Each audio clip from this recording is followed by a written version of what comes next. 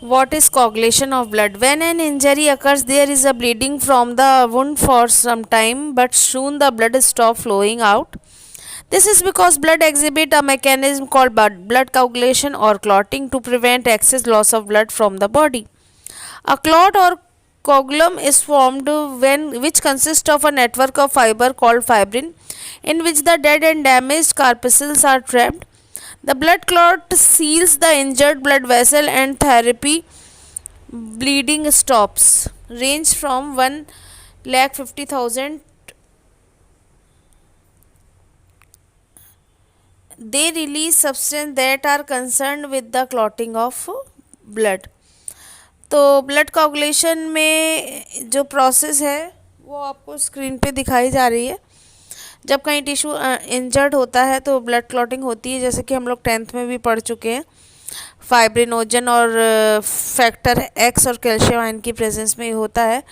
जो फाइबर्स होते हैं वो नेटवर्क लाइक स्ट्रक्चर बना लेते हैं, उसमें ब्लड सेल्स आरबीसीज जो है वो ट्रैप कर ली जाती हैं, फंस जाती हैं, जिससे कि क्लॉट का फॉर्मेशन होता है और खून का बहना रुक जाता है।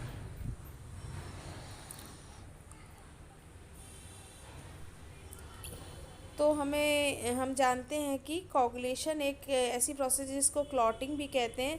इस प्रोसेस में ब्लड जो है वो लिक्विड में जेल में परिवर्तित हो जाता है और एक ब्लड क्लॉट बना लेता है। और ब्लड जो है फ्लूइड स्टेट में होता है, जब रिमूव होता है और शेड होता है तो कलेक्ट होता है कंटेनर में जेली लाइक, तब ये क्लॉट फॉर्मेशन करता है। फ्लूइडिटी इसके लिए ज़रूरी है सर्कुलेशन के लिए। कोagulation प्रोटेक्ट करता है एक्सेसिव ब्लीडिंग को। Now I'm talking about blood groups. ABO grouping and RH grouping are the two important blood groups. In both the cases, the entire is the presence or absence of certain antigens on the surface of erythrocyte, that is RBCs. ABO blood grouping, the presence or absence of antigen A and or antigen B on the surface of RBCs is the basis of the grouping. The plasma of different individual may lack antibodies or have one or two different antibodies. तो blood group 4 तरीके के होते हैं, A B and O. Blood group A के लिए antigen जो होता है आरबीसी पे वो ए होता है, जबकि इसकी एंटीबॉडी जो प्लाज्मा में है वो है एंटी बी। और ये दे सकता है ए को और ओ को ब्लड अपना, ए वाले जिसका ब्लड ग्रुप ए है उसको, और ओ वाले को दे सकता है उस पर्सन को। ब्लड ग्रुप बी का एंटीजन आरबीसीज पे बी होता है, एंटीबॉडी इसकी एंटी ए होती है। ये बी वाले को डोनेट कर सकते हैं अपना ब्लड और ओ वाले को कर सकते हैं। ए बी जो ब्लड ग्रुप है उसमें antigen on RBC A and B होते हैं, एंटीबॉडी इसमें कोई नहीं होती, नील, और can be donated to groups A B. जबकि ब्लड ग्रुप ओ जो है यूनिवर्सल डोनर है, ए बी यूनिवर्सल रेसिपिएंट था, सबसे ले सकता है, वो सबको दे सकता है। क्योंकि ओ पे एंटीजन आरबीसीज पे कोई नहीं होता, नील। एंटीबॉडीज़ के प्लाज्मा में एंटी ए एंटी बी दोनों होते हैं और can be donated to groups O A B and A B. Now I am talking about circulatory system. There are two major types of circulatory patterns: open circulation and closed circulation. तो circulatory system, जिसको cardiovascular system भी कहते हैं, ये organ system permit करता है blood को circulate करने के लिए और ट्रांसपोर्ट करता है nutrients, oxygen, carbon dioxide, hormones etcetera को। तो दो तरीके का सर्कुलेटरी सिस्टम होता है। एक तो ओपन सर्कुलेटरी सिस्टम जो ब्लड खुले में बहता है, जैसे कि लोअर ऑर्गेनिज्म में, फॉर एग्जांपल इंसेक्ट में ब्लड खुले में बहता है, किसी आर्टरी वेन में नहीं बहता। जबकि we have closed blood circulatory system, हम लोग जो हैं वर्टिब्रेट्स, हायर एनिमल्स, इनमें ब्लड पाइपलाइंस में बहता है, आर्टरीज़ में, वेन्स में। ह्यूमन हार्ट इसकी पंपिंग करता है, आर्टरीज प्योर ब्लड को कैरी करती हैं, ऑक्सीनेटेड ब्लड को, और वेन जो है इम्प्योर ब्लड को कैरी करती है, डीऑक्सीनेटेड ब्लड को, except renal artery and pulmonary artery. Renal kidney से रिलेटेड है और पल्मोनरी जो है वो ह्यूमन हार्ट से है। तो हमारा सर्कुलेटरी सिस्टम जो है वो इस तरीके से पंपिंग करता है ब्लड की। और वर्टिब्रेट्स में circulatory system network of cylindrical vessels, artery, veins और कैपिलरी से मिलकर बना होता है। इसमें ह्यूमन हार्ट जो है वो पंप करने में हेल्प करता है। सभी वर्टिब्रेट ऑर्गेनिज्म में और इनवर्टिब्रेट में जो है ब्लड सर्कुलेशन होता है। तो इसका सर्कुलेशन जो है ह्यूमन हार्ट के थ्रू होता है। हार्ट के चारों चैम्बर्स जो हैं वो भी इनमें इन्वॉल्व होते हैं।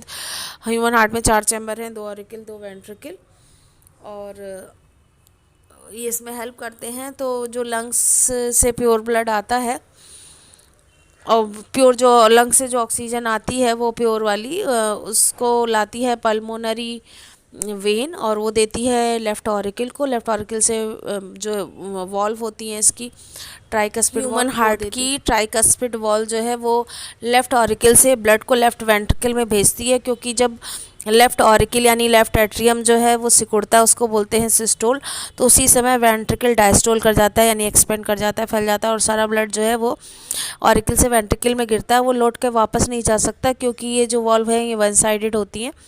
अब जब इस बार वेंट्रिकल जो है वो सिस्टोल करता है, सिकुड़ता है, तो ब्लड वापस तो लौट के ऑरिकल में जा नहीं सकता, इसलिए वो सबसे बड़ी आर्टरी जो मेन अरोटा होती है उसके थ्रू चला जाता है ब्लड। और फिर जो अरोटा है वो फाइन ब्रांचेस बना लेती है, आर्टरीज, जो हमारी पूरी बॉडी में फैल जाती है। हर सेल, हर टिश्यू को ऑक्सीनेटेड ब्लड से ऑक्सीजन की सप्लाई कर दी जाती है, क्योंकि ब्लड में आरबीसी जो होती है, रेड ब्लड सेल, उनमें एक पिगमेंट है हीमोग्लोबिन, जो ऑक्सीजन को कैरी करके ऑक्सी हीमोग्लोबिन बना के पूरी बॉडी में घूमता रहता है। अब हर सेल टिश्यू से ऑक्सीजन जब रिलीज़ कर दी जाती है तो हीमोग्लोबिन जो है वो फ्री हो जाता है ऑक्सीजन से, और क्योंकि जो ऑक्सीजन रिलीज़ हुई है वो फूड जो ब्लड में है, जो बॉडी में है, उसको बर्न करेगी, तो बदले में निकलेगी CO2 और नाइट्रोजनस वेस्ट। तो अब हीमोग्लोबिन जो कि फ्री हो चुका है वो बनाएगा कार्बो अमीनो हीमोग्लोबिन, जिसमें से कार्बन डाइऑक्साइड जो है हीमोग्लोबिन के साथ कंबाइन करके कार्बो अमीनो हीमोग्लोबिन जो बनाती है, तो नीचे का सारा गंदा खून लाती है इन्फीरियर वेना केवा, ऊपर का सारा बेकार ब्लड लाती है सुपीरियर वेना केवा, और ये सारा जो इम्प्योर डीऑक्सीनेटेड ब्लड है ये पहुंचता है राइट ऑरिकल में। राइट ऑरिकल से राइट वेंट्रिकल में गिरेगा बाइकस्पिड वॉल से, जिसे मिट्रल वॉल भी कहते हैं। और मिट्रल वॉल से जब ये वेंट्रिकल में आ जाएगा, राइट वेंट्रिकल में, तो वापस लौट के तो जा नहीं सकता है। अब वेंट्रिकल डायस्टोल कर गया, फैल गया, इसलिए ब्लड ऑरिकल से राइट वेंट्रिकल में आ गया। अब जब राइट वेंट्रिकल डायस्टोल करेगा, सिस्टोल करेगा, सिकुड़ेगा, कॉन्स्ट्रक्शन करेगा, तो ये ब्लड जाएगा पल्मोनरी आर्टरी से। डीऑक्सीनेटेड ब्लड है, ये इम्प्योर ब्लड है, क्योंकि बॉडी ऑर्गन्स में यूटिलाइज होकर ये डीऑक्सीनेटेड हो चुका है।